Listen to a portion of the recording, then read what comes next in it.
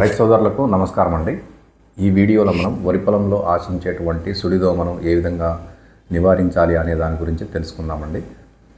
దాంతో పాటుగా మనకు అగ్గి తెగులు అనేది కూడా నివారించడం కోసం సుడిదోమను మరియు అగ్గి తెగులను రెండింటిని నివారించడం కోసం మార్కెట్లోకి సుదర్శన్ కంపెనీ వాళ్ళు ఒక మందు తీసుకురావడం జరిగింది. దాని గురించి కూడా వివరిస్తామండి. మొదటగా మనకు సుడిదోమ అనేది ఏ విధంగా వస్తుంది అనేది తెలుసుకుందామండి. వర్షపాతం కనుక మనకు ఆగస్టు నెలలో 300 మిల్లీమీటర్ల నుంచి 400 మిల్లీమీటర్ల వరకు నమోదైందనుకోండి.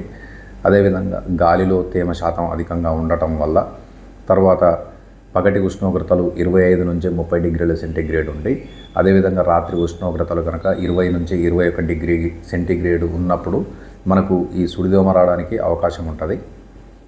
ఇంకొకటి ముఖ్యమైన విషయం ఏంటంటే మనం పొలంలో కనుక ఎక్కువగా నత్రజని అంటే యూరియా వేసినా కానీ మనకు సుడిదోమ రావడానికి ఆస్కారం ఉంటుంది.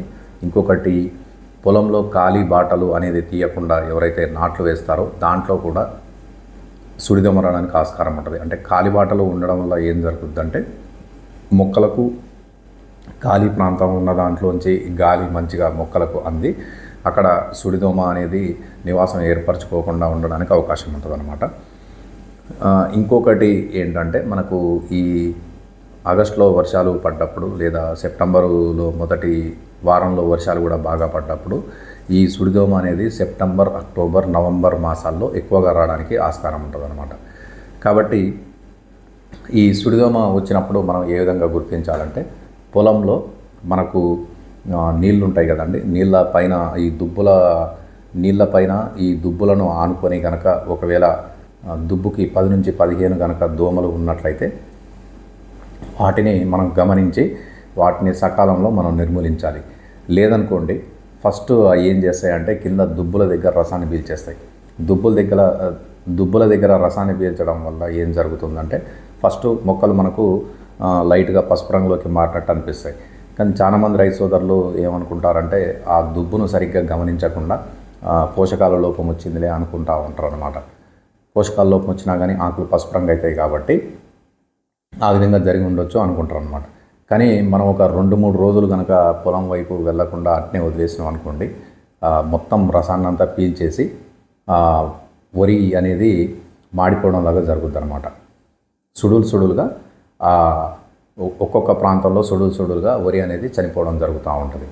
దానివల్ల మనకు రైతులకు నష్టం ఏంటంటే మనకు ఎక్కువగా తాలు గింజలు అనేవి వస్తాయి. ఒకవేళ వచ్చిన గింజల్ని కూడా మనం మిల్లు పట్టించామనుకోండి దాంట్లో నూక శాతం అనేది ఎక్కువ వస్తుంది అనమాట. అంటే పంట దిగుబడి తగ్గుద్ది.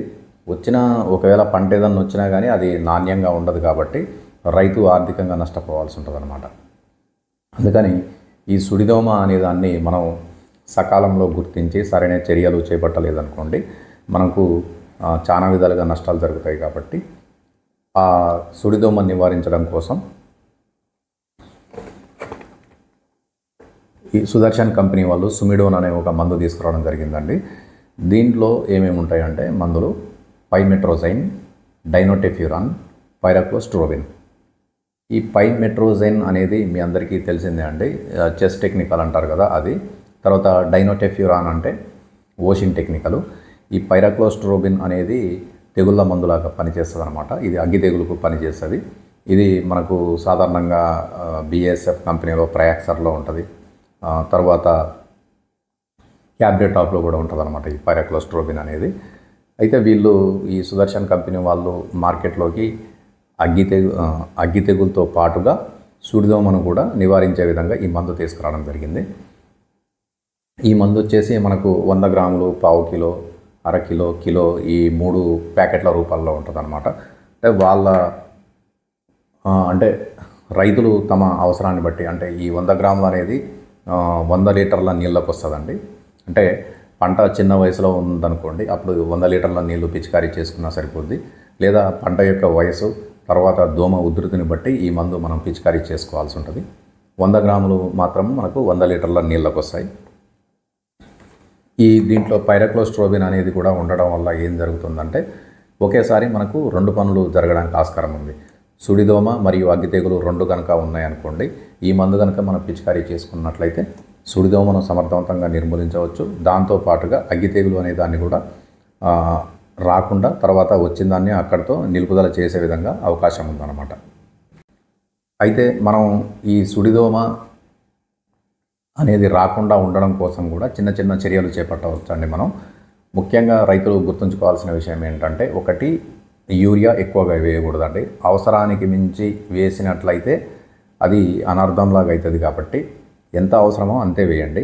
ఇంకొకటి, పొలంలో ఎప్పుడు కూడా ఖాళీ బాటలు ఉండే విధంగా నాట్లు వేయించుకోవాలండి.